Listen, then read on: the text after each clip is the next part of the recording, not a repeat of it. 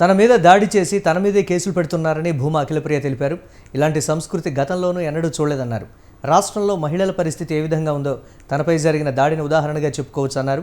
త్వరలోనే దాడికి సంబంధించిన అన్ని ఆధారాలతో మీడియా ముందుకు వస్తానని భూమా అఖిలప్రియ తెలిపారు.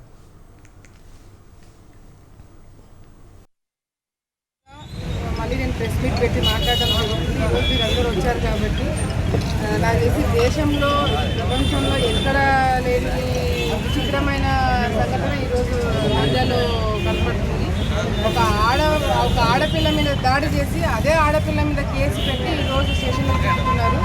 నిజంగా అంటే ఇట్లాంటి సంస్కృతి నేను ఎక్కడ కూడా వినలేదు, చూడలేదు.